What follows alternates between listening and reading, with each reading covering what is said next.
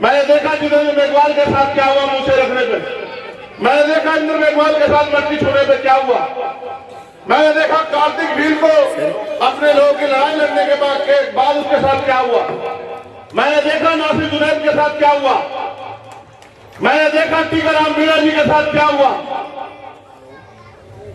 और जब मैं आया तो जब मैं लोगों से बात करता तो लोग मुझे बताते हैं, हमारी माए बहने, कि पाली और बहुत सारा सा क्षेत्र है जालोर, जहां आज भी सुनने में बड़ा डरावना लगेगा, लेकिन क्योंकि जाना मैंने तो इसलिए कह रहा हूं कि सत्य है। आज भी ऊंची जातियों घर के आगे से हमारी महिलाएं चप्पल पहन के नहीं निकलती, हमारे लोग मोटरसाइकिलों पे साइकिलों पे नहीं निकल सकते। इस बात को जानने के बाद मुझे लगा कि देश तो आजाद हो गया, लेकिन राजस्थान का बहुत सारा हिस्सा अभी आजादी मांग रहा है। कैसी आजादी? सामाजिक आजादी, धार्मिक आजादी, आर्थिक आजादी, और भारतीय संविधान की जो प्रस्तावना कहती है कि जाति धर्म स्थान के आधार पे किसी के साथ भेदभाव नहीं हो सकता। इसलिए मैं मानता हूं और मेरा अनुभव यह कहता है कि इसके जिम्मेदार वो लोग नहीं है जो ये कर रहे हैं, इसके जिम्मेदार हम लोग हैं। हमारे बहुत ही सीनियर लोग यहां बैठे, बाबा साहब ने पूरी कॉन्स्टिट्यूशन असेंबली को सहमत किया कि वोट का अधिकार हर बालिग व्यक्ति को मिलना चाहिए, हर बालिग व्यक्ति को। कोई कहता था वोट का अधिकार उसको मिले जो धन्ना सेठ हो, कोई कहता उसको मिले जो लगान देता, कोई कहता उसको मिले जो जमींदार हो, कोई कहता उसको मिले जो पढ़ा लिखा हो, कोई कहता उसको मिले जो उद्योग व्यापार हो। लेकिन बाबा साहब ने कहा कि फिर ये डेमोक्रेसी लोकतंत्र नहीं होगा जब चंद लोग फैसला करेंगे इतने बड़े देश के, इतने बड़े समुदाय के, इतने लोगों का जिंदगी का। अगर लोकतंत्र लाना है तो हर व्यक्ति को जो सोच समझ सकता, जिसकी आयु 21 साल हो, उसको वोट का अधिकार मिलना चाहिए। और फिर क्योंकि बाबा साहब बैरिस्टर थे, पढ़े लिखे थे, उन्होंने तर्क की कसौटी पर सहमत किया कि भारत के हर एक बालिग व्यक्ति को वोट का अधिकार मिलेगा। सम्मानित लोगों, आज भारत में लोकतंत्र है। जब लोकतंत्र नहीं था तो राजतंत्र था। राजतंत्र में राज व्यवस्था कैसे बदली जाती थी? जैसे आज आप यहां बैठे, ऐसे ही एक राजा की सेना होती थी, दूसरी तरफ दूसरे राजा की सेना होती थी। महीनों महीनों युद्ध चलते थे, तलवारें, भाले, तोपें, बंदूकें चलती थी, संधियां होती थी, हजारों हजारों लोग मर जाते थे, जमीन रक्त रंजित हो जाती थी, तब राज बदलता था। लेकिन बाबा साहब अम्बेडकर ने आपके अंगूठे में ताकत दे दी, क्योंकि लोकतंत्र है, जिसका वोट होगा। लोकतंत्र का मतलब यह है जिसका वोट होगा उसका राज होगा।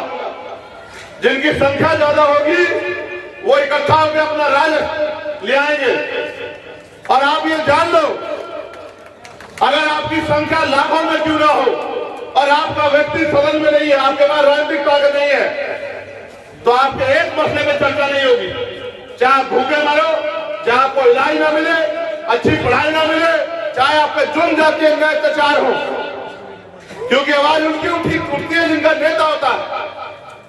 आपने नवागढ़ में क्या मजाक किया? जिनके 5-7 हजार वोट है उनका नेता है, और जिनके लाखों वोट हैं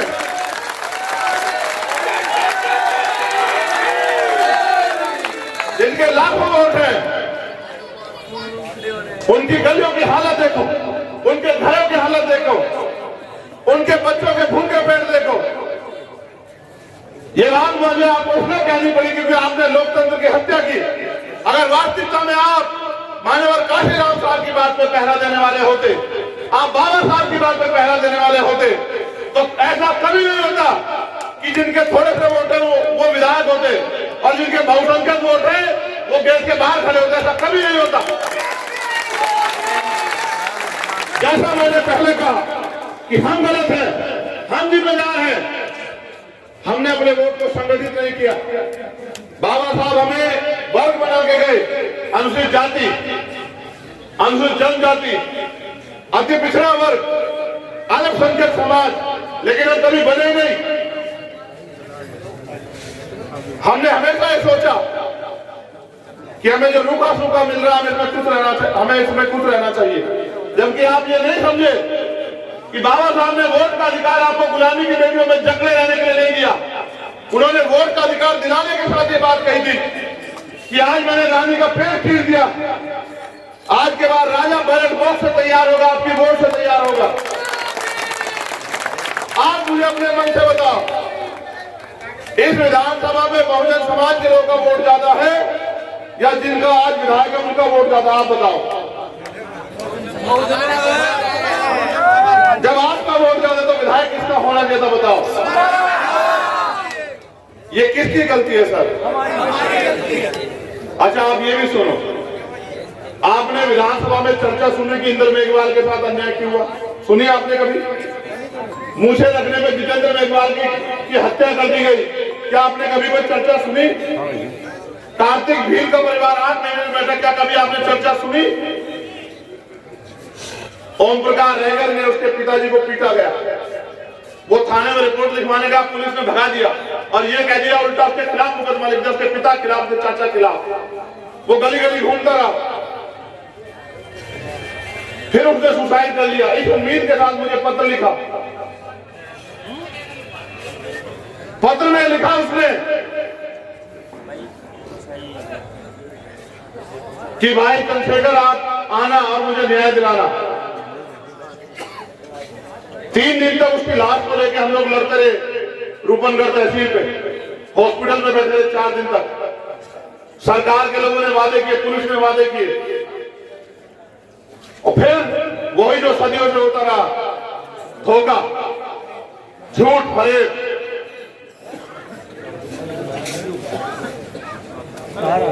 मैं बस आपसे पूछना चाहता हूं,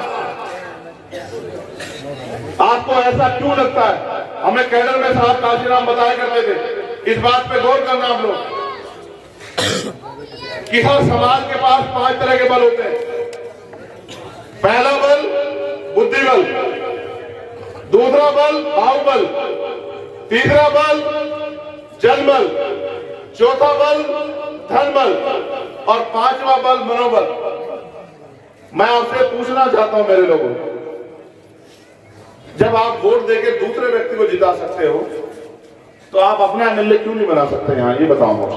सर एमएलए तो बहुत दूर की बात है, हम अपना चेयरमैन का प्रधान नहीं बना सकते।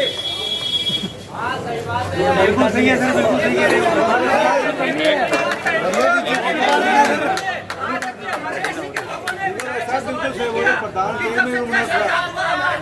हमारा प्रधान हमारा चेयरमैन क्यों नहीं बना है?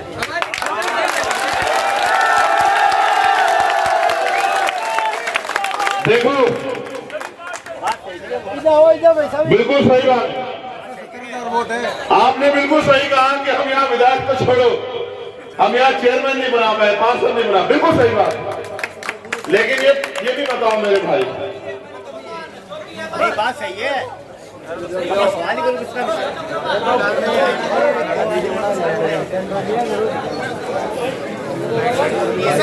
इसके लिए एक सर हर आदमी अपनी बात मत कहे, मेरी बात पे गौर कर ले। इसके लिए हम ही जिम्मेदार हुए ना, ब्लैक शर्ट वाले भाई। हाँ, छोड़ दो बता। देखो मेरी बात सुनो, मैं आपको समझा सकता हूं, मैं आपको रास्ता दिखा सकता हूं, मैं आपका अंगूठा नहीं पकड़ सकता हूं। आप अच्छा बुरा खुद समझ सकते हो। आज हालात क्या है? जो पढ़े लिखे भाई यहाँ होंगे और जो पुराने या मिशनरी लोग होंगे, अपने दिल पे हाथ रख के पूछो, क्या 5 साल बाद कोई सरकारी नौकरी रहेगी देश में? और अगर सच कहूं, अगर ये वोट की शक्ति आपके पास ना हो, आपकी गली में पैर रखने नहीं आएगा कोई। 4 साल की पेंशन हो रही है ना, बच्चा क्या करेगा? देखो, सारे सरकारी डिपार्टमेंट प्राइवेट हो गए, दबा के निजीकरण चल रहा है। किसान परेशान है, पढ़े लिखे नौजवान बेरोजगार घूम रहे हैं। और छोड़ो पार्टियों को, यहां बसों में बैठ के पेपर लीक होते हैं आपके यहां पे, बस की बस बैठ के। और वो गरीबों के बच्चे नहीं है, ये भी याद रखो। नेताजी का बेटा क्या तो विधायक बनेगा, मंत्री बनेगा, चेयरमैन बनेगा, या फिर अधिकारी कर्मचारी बनेगा। विधायक जी के रिश्तेदार क्या तो नेता बनेंगे, या फिर वो अधिकारी कर्मचारी बनेंगे। और आपके बच्चे वो पढ़ लिख के वो घर में इंतजार करेंगे कि कब कोई भर्ती निकले और हमें हमारे हिस्से में कोई नौकरी आए। मैं बहुत पूरे राजस्थान को कह रहा हूं, आपको भी कह रहा हूं, आप अपनी समस्याओं का एक लिफाफा बना लो और वो लिफाफा आप मुझे दे दो। और मैं आपसे 10-20 साल नहीं मांग रहा हूं, फिर आप काम पे लग जाओ 2 महीने के लिए, जितना समय बाकी है। और फिर आप एक एक आदमी, जैसे आज मैं आपसे कह रहा हूं, एक आदमी रोज एक आदमी को तैयार करे कि भाई देखो हमें बहुत दिन हो गए दूसरों को अवसर देते हुए, अब हमें अपनी ताकत बनानी है। क्योंकि जब हमारी ताकत नहीं होगी, साहब कहते थे जिनका नेता नहीं होता उनकी कोई बात नहीं होती। वो कहते जिनका दल नहीं होता उनके पास बल नहीं होता, जिनके पास बल नहीं होता उनकी समस्याओं का हल नहीं होता।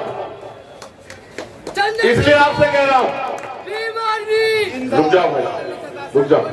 ये तो मैं 9 दिन से सुन रहा हूं। देखो, एक काम करो बस, और ये बताऊंगा क्यों करना है, ये भी बताऊंगा। आज के बाद एक आदमी रोज एक आदमी को तैयार करे जो हमसे सहमत नहीं था। और जितने दिन बाद वोट गिरेगी, 40 दिन बाद या 42 दिन बाद, आप चेक करना आपकी संख्या यहाँ 50-60 हजार हो जाएगी। और 50-60 हजार जब लोग आप अपनी पार्टी, अपने झंडे को मजबूत करोगे तो आपका विधायक जीतेगा।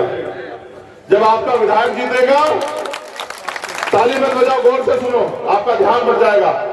आज के हालात प्रदेश में ये है कि नेक टू नेक फाइट है। जिनके पास 4-5 MLA होंगे उन पे कुर्सी के 2 पावे होंगे। हम जिसको चाहेंगे वो कुर्सी बैठेगा। और हमें बहुत दिन हो गए इनको बिठाते हैं, हम अपने लोगों को बिठाना चाहते हैं कुर्सी पे। अब हमारे लोग पीछे खड़े होकर तमाशा नहीं देखेंगे।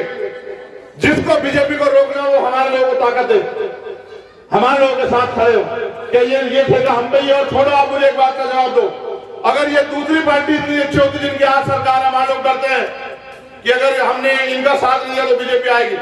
आप मुझे बताओ, अगर ये इतने अच्छे होते तो बाबा साहब को अपने 4 बच्चे की कुर्बान करने पड़ते। ये तो यही थे ना इस देश में, आप बताओ मुझे, तब इन्होंने आपको अधिकार क्यों नहीं दिए?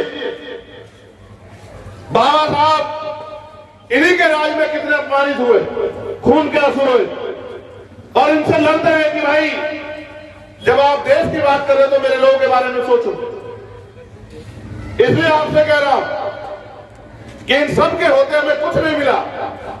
आज हम समझने लगे, जानने लगे, पढ़े लिखे हो गए, तो ये हमें रास्ता बता देंगे, उन्हें रोक दो।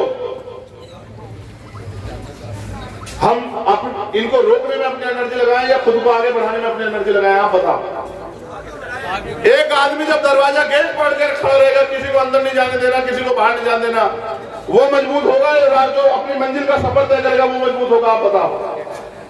इसलिए आपसे कहना चाहता हूं, खाली नारों से काम नहीं चलेगा। अपनी आने वाली पीढ़ियों के बारे में सोचो। ये जो बच्चे यहां दीवारों में बैठे हैं, अपनी आने वाली नस्लों के बारे में सोचो। और ये भी पूछो खुद से कि जो अधिकार हमें मिले हैं, अगर हमने अपनी आने वाली पीढ़ियों के लिए बचा के नहीं रखा तो आने वाली पीढ़ियां हमसे क्या सवाल करेंगी या नहीं करेंगी, और हमारा स्वागत कैसे करेंगी? अगर कोई पिता अपनी संपत्ति को बेच दे, लुटा दे, तो उसकी संतानें उसकी इज्जत नहीं करती है।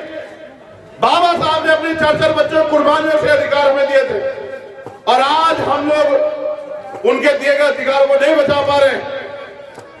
रोटी, कपड़ा, मकान आपको मिल जाएगा, लेकिन स्वाभिमान सम्मान का जीवन नहीं मिलेगा। अगर स्वाभिमान सम्मान का जीवन चाहिए तो उसके लिए कुर्बानी देनी पड़ेगी, कीमत चुकानी पड़ेगी। और जिस कौम में जिस समाज में कुर्बानी देने का, कीमत चुकाने का जज्बा नहीं होता, वो समाज कभी आगे नहीं बढ़ता और ना सम्मान प्राप्त करता है। इसलिए आपसे कहना चाहता हूं, आज अपराध होने पर न्याय नहीं मिलता, जबकि न्याय जन्मसिद्ध अधिकार है। आज कोई बोलता है तो सरकारी मशीनरी का दुरुपयोग हो जाता है। सीबीआई, इनकम टैक्स, केंद्र की सरकार अप्रूव करती है, एनआईए झूठे मुकदमे जेल, और जब मेरे जैसे लोग इनसे नहीं डरते तो फिर ये गोली चलाते हैं। मेरा समय अच्छा है क्योंकि मेरे कंधों पर जिम्मेदारी, मेरी जान तो बच गई। जिस दिन मेरे ऊपर गोली चली उसी दिन मैंने तय कर लिया कि ये जीवन मुझे मिला है मेरे संतों गुरुओं महापुरुषों के आशीर्वाद से और मेरी मां बहनों के आशीर्वाद से।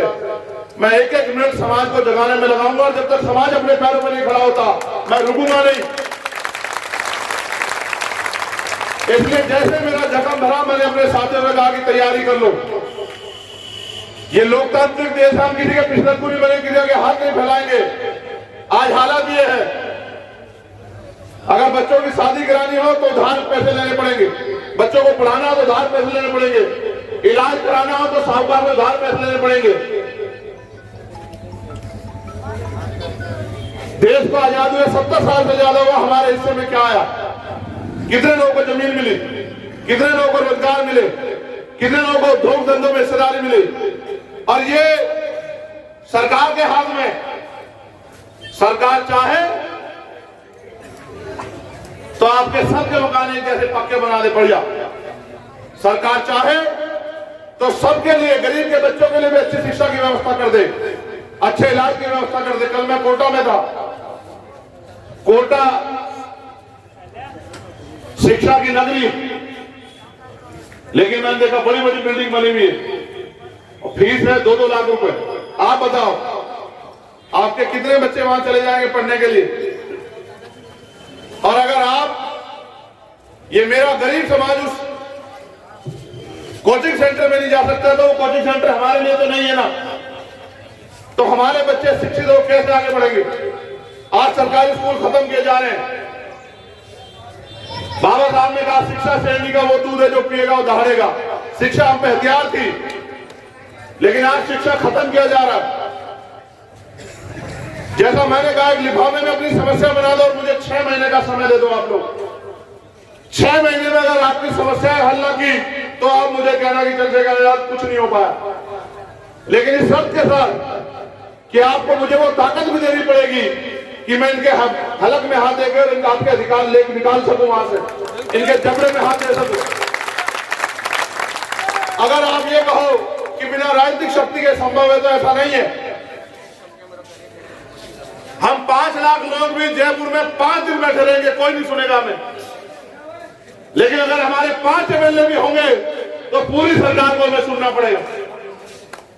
इसलिए आपसे कहना चाहता हूं, आप अपनी ताकत बनाओ और लोकतंत्र की हत्या मत करो।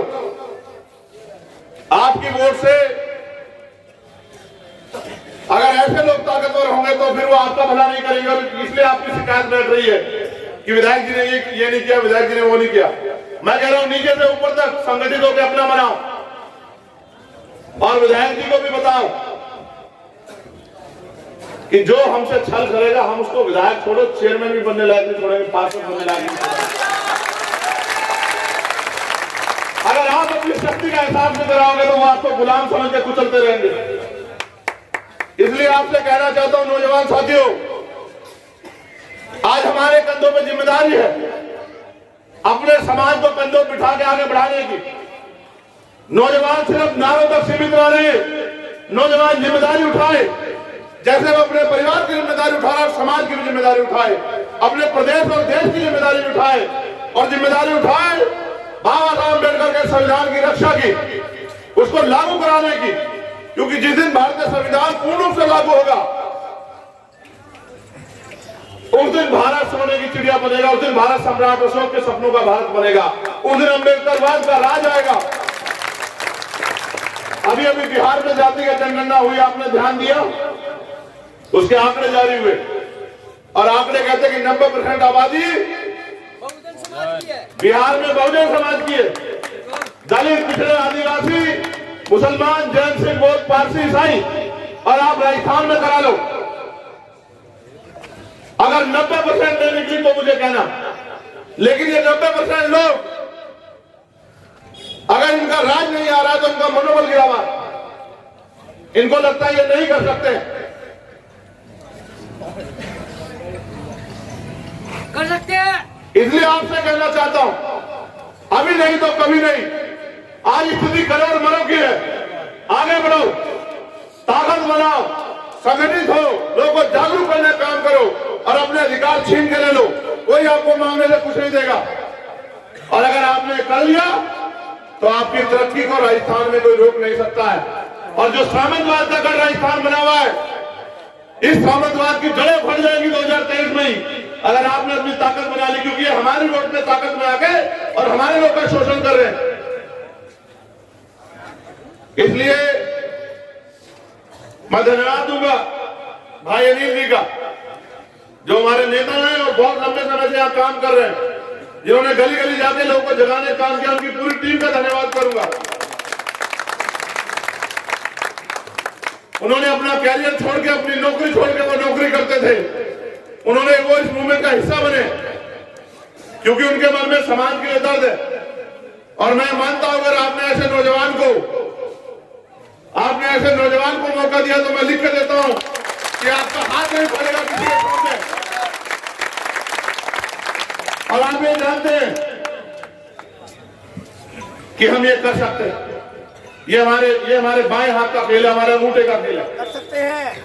मैं आपसे आग्रह करूंगा कि आप सब अपनी जगह पे खड़े होकर मेरे साथ भारतीय संविधान की प्रस्तावना को दोहराएं और भारतीय संविधान की रक्षा का संकल्प लें।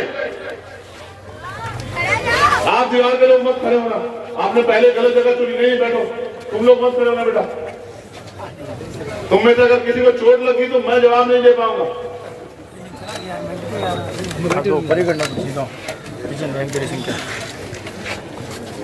हम भारत के लोग भारत को एक संपूर्ण, प्रभुत्व संपन्न, समाजवादी, पंथ निरपेक्ष, लोकतंत्रात्मक गणराज्य बनाने के लिए तथा उसके समस्त नागरिकों को सामाजिक, आर्थिक और राजनीतिक न्याय, विचार, अभिव्यक्ति, विश्वास, धर्म और उपासना की स्वतंत्रता, प्रतिष्ठा और अवसर की समता प्राप्त कराने के लिए तथा उन सब में व्यक्ति की गरिमा और राष्ट्र की एकता और अखंडता सुनिश्चित करने वाली बंधुता बढ़ाने के लिए